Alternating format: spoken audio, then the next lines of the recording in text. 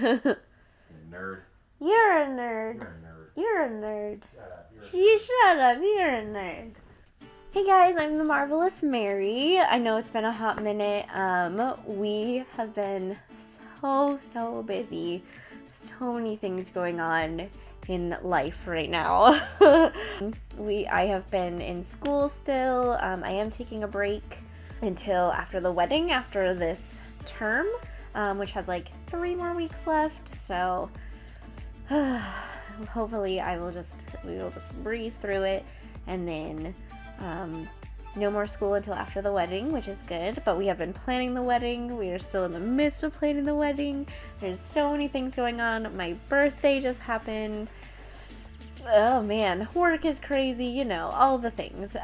But for my birthday, we went to a movie, and that movie is Death on the Nile. And if you know nothing else about me, you probably know that I love murder mysteries. I love them. I am totally that cliche person who likes true crime and murder mysteries, and like I can't watch horror, but I will watch the heck out of some true crime and some documentaries. I will do it. But Death on the Nile is an Agatha Christie adaptation. It's a book first and foremost, and like if you haven't read anything Agatha Christie, I highly recommend it. My favorite detective of hers is Hercule Poirot, and that is the main detective in Death on the Nile, and also in like Murder on the Orient Express that they made.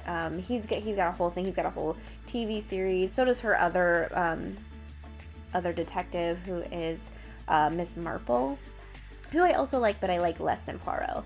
And this movie, I liked this movie way better than I liked Murder on the Orient Express. When Murder on the Orient Express came out, I was super excited about it. I love Agatha Christie. Like, I have watched every single Poirot thing that exists. Like, every single thing. All the TV shows, I own most of them. I've read most of the books, like all the short stories, I own most of them.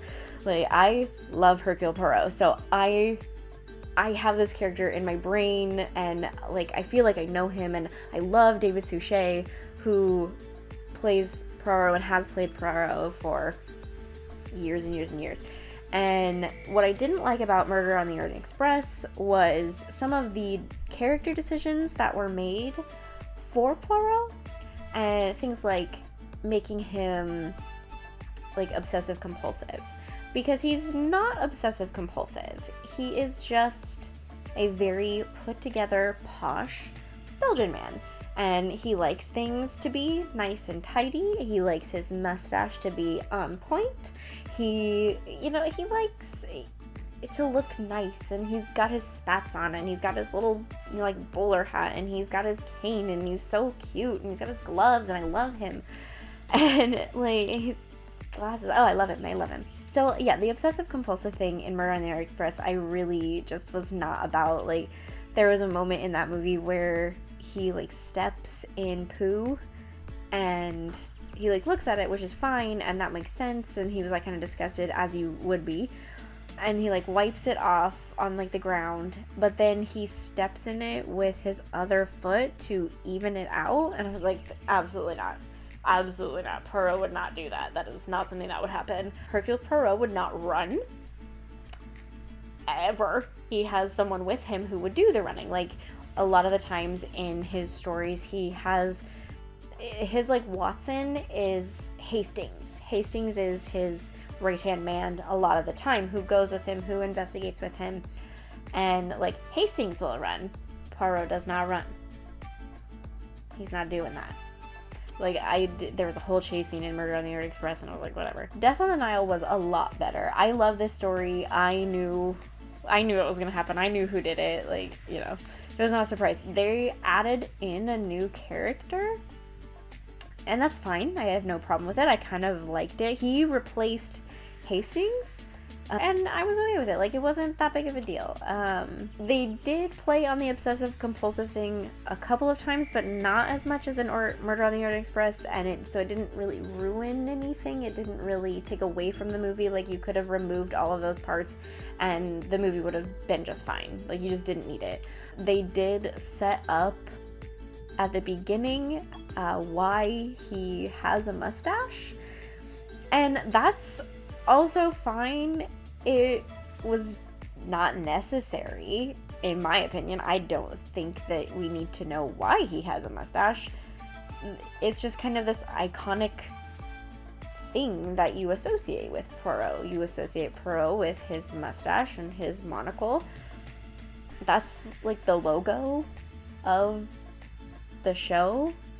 If you ever watched the Agatha Christie Poirot like TV shows, like the logo is like part of his mustache and like the monocle, and like you just associate that with him. So I didn't necessarily need a backstory of why he had a mustache, but it was, you know, it was whatever. It didn't take away from it. I was like, okay, I can deal. It's not that big of a deal. And they kind of set up this love story that he had, and that's all fine too. It's very Hollywood, and ultimately that's what some of the issues I had with the movie were about. I like British TV. It requires like that you pay attention the whole time versus being so action-packed and fast, super fast pace, and, you know, big fight scenes and guns and whatever. That is all very like Hollywood. Obviously there's murder, which is fine, and like there are guns in Poirot, like people get shot or they get stabbed or whatever, like, so I don't mind when there's, you know, guns or whatever. This story very much involves a shooting, so it's important. But yeah, there were just these moments of where it just like it felt very forced, or like they would have these lines where it was almost like he was trying to be like quippy, or that there was supposed to be this like little joke, and it didn't really fit in. And like this movie was slower paced, which I liked just fine because it felt like Poirot, it felt like Agatha Christie. But there were just moments where it's like all of a sudden like this big chase scene would happen, and like they're running around the boat, and I was like, I don't understand what happened. Some of the reactions to some of the things that Poirot said were a little misplaced. There are some character things that I don't necessarily agree with. There are some pacing issues that I don't necessarily agree with, especially for this type of movie, this type of genre. It's okay for it to be a little slower paced, at least in my opinion. Like, I think it's fine. I do not mind. I will say that Kenneth Branagh, I absolutely adore Kenneth Branagh. Bless him. Ugh, love him. He is a fantastic actor. Always has been, always will be. He's my very favorite Hamlet of all time. If you haven't seen the movie version of Hamlet, where he plays Hamlet, go watch it. It's great. Best one. Also, he's Gilderoy Lockhart, so there you go. But he's great, and he is a good Hercule Poirot. He is. He also is the director. And so, yes, I would love to sit down with him and know, like, why he made some of the choices that he did with the character. Why is this obsessive compulsive thing even there? Like, I have never seen that. I have never thought that about Hercule Poirot. So I would love to see, because he's also a fan of Agatha Christie. So I would love to like hear why that particularly came into the role. And like I would love to know if he wanted those little chase scenes, or if that was something the studio pushed, because like it didn't happen often, but when it did, it was just completely like it didn't really fit. So I would love to talk to him and find out some of those little things and why some of those choices happened, and also just to talk to him actor to actor because he's so good, you guys. He's so good. Ugh.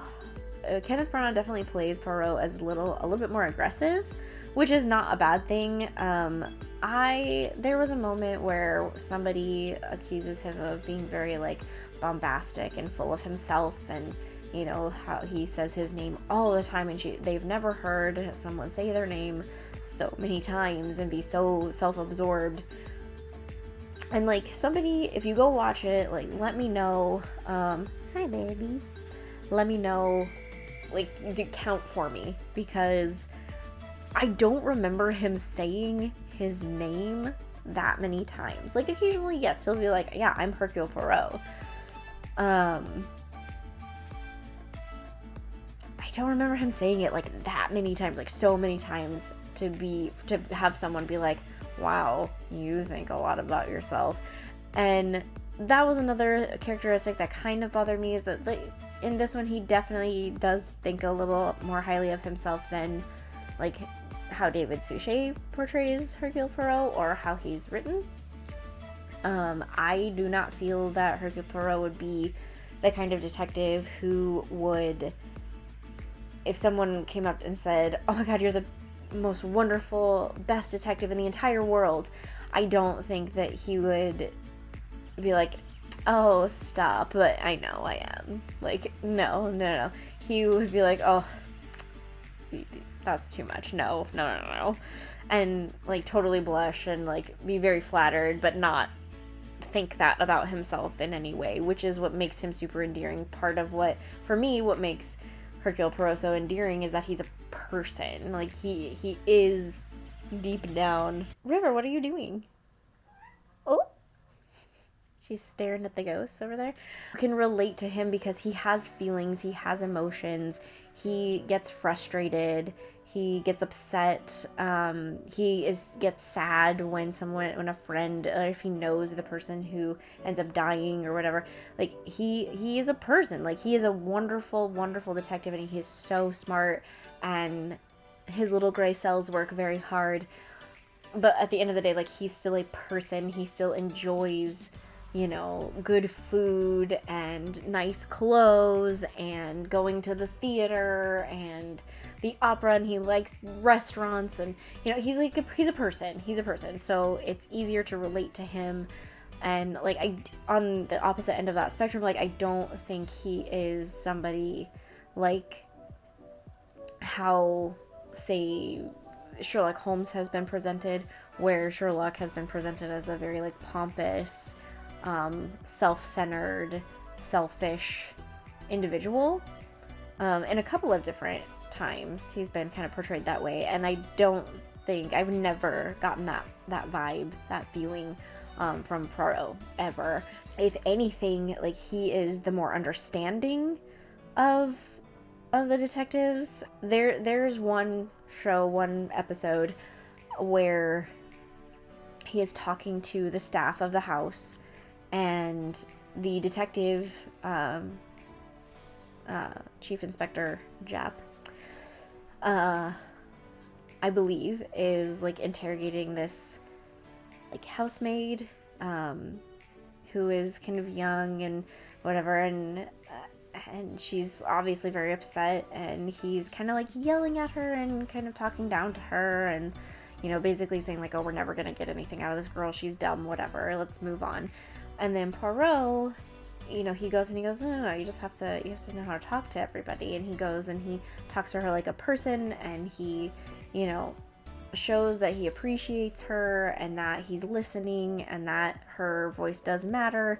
And so then he ends up getting the information that, you know, he needs, that's helpful for him, because he treats everybody like equally, and as if, you know, and like lets them know they're all important. So having him described by someone in the movie as bombastic and, you know, full of himself was kind of like, I don't think so. And it's really weird that that's happening right now. And everyone was good. Everyone really was good. I didn't really have a problem with anyone in the movie. Armie Hammer is in the movie. Did not expect that. I only watched one trailer for this movie, and I either did not recognize him or totally blocked it out. And he did fine. He plays kind of the douchey guy. Feel like it worked out. Yeah. It just some surprising faces in it that you don't expect and are playing roles that you probably haven't seen them play before. Gal Gadot is in it, and beautiful. She's beautiful, so, you know. She plays one of the more main characters. She's Armie Hammer's wife in it, and she's a famous actress in it. And she's just very glamorous and very beautiful, and you look at her and you're like, dang, I want to be you. Like, that's so cool. You're so pretty. Look at your dresses. Ah. So I have been told who plays the maid, who is in Game of Thrones. So that was exciting. I don't know, because I did not watch Game of Thrones. I liked the character of Book, who they kind of added in. The aesthetic of the movie is great. The costumes are great. The music was really fun. I would actually watch this movie again. Like, I don't need to watch Murder on the Orient Express again. Like, I'm good. I think part of the issue with Murder on the Orient Express as well is that, like, all the cast was good, but I don't know. Like, I can't really handle Johnny Depp anymore. And not because he's like bad necessarily, it's just it feels so much of the same character all the time. It's really difficult to see anything new out of him, so I have a hard time with him, and it's not like he ruined the movie. He's not in it very long, but I don't know. I don't need to see Murder on the Orient Express again, but I would watch this movie again. I definitely would. I appreciated that those little things, the obsessive compulsive thing, whatever it was, only mentioned a couple of times and then really never brought up again. There was a moment that really it just was not necessary, and I know they did it for like a tongue-in-cheek kind of joke. It just like wasn't needed. Where like it's called Death on the Nile, somebody is dead, and they're on a boat.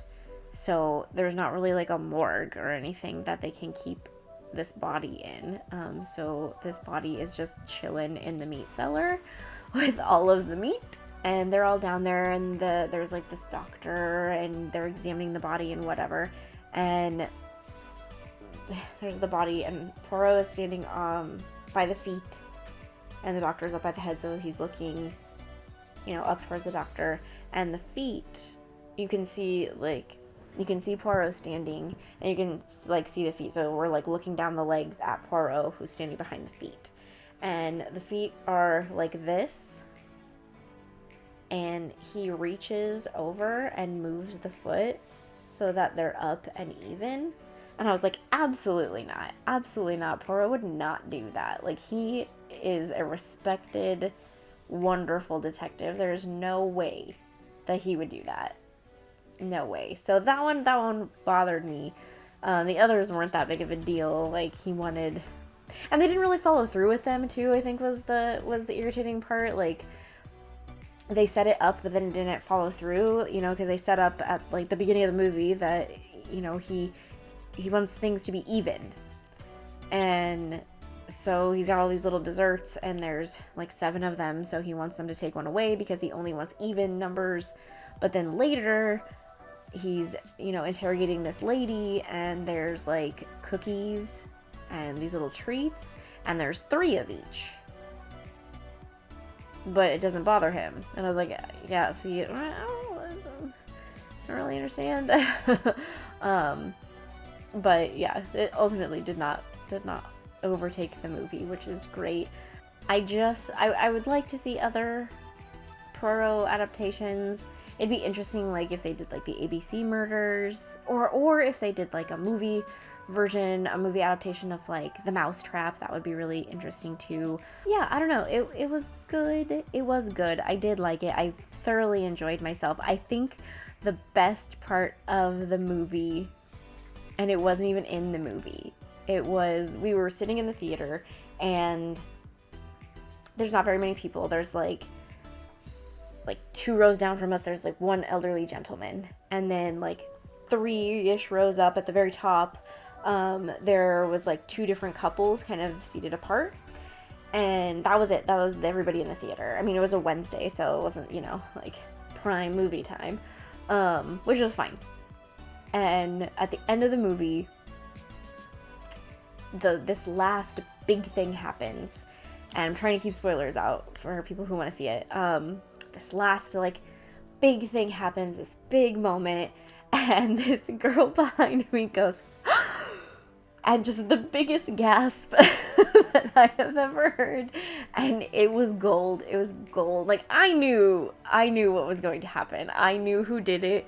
I was right there with Poirot when he's given the breakdown. I was in it, like, I'm mouthing along. It's great. This girl gasped, and I was like, oh, you know you did a good job. When the audience gasps at the end of your movie, out of surprise, like, well done. You did it. You did a good job. So that was pretty good. That was pretty good. But yeah, a lot of really fun movie still. Lots of really great people in it. It's just a fun story in general. I don't know, if you like murder mysteries, I definitely recommend going to see it. It's still really fun. If you do, please count how many times he says his name, because like I need to know now. Like, I need to know how many times he does, because it's like, it's great. Yeah, I enjoyed it. 6 out of 10. Go see it. It's fun. You will enjoy it. Everybody's great. It's beautiful. It's well written, well cut. Costumes are great. Everything is very pretty. I just have a certain expectation because I love Hercule Poirot. And so I feel that certain things should happen and certain things shouldn't, and that is fine. Not everyone will agree with me, and that's okay too. If you don't really like slower paced movies that you have to pay attention to, maybe this isn't the one that they made for you. But if you like British TV, if you like Kenneth Branagh, if you like Gal Gadot, if you like Armie Hammer, there's so many people. Like, if you like, Agatha Christie, if you like murder mysteries, if any of those things, like, this is a movie you will enjoy. If you like Knives Out, it's a very Agatha Christie. That movie reminded me of an Agatha Christie story. Knives Out reminded me of Agatha Christie. So if you like that, odds are fair you will enjoy this to some extent. Yeah, I hope you guys are having a great start to the year. I hope it only gets better. Yeah, I love you all. I hope you have a wonderful evening. I am also going to try to have a wonderful evening. Hopefully I will see you sooner rather than later. I know it's been a hot minute, but thanks for sticking around. Thanks for sticking by me. Appreciate it. Don't forget to like and subscribe, and definitely hit up my Instagram and the Facebook page. Let me know if there's anything you want me to go see or that you'd like me to review. I'd love to hear some suggestions. Yeah, thank you guys. I'll see you soon. Bye.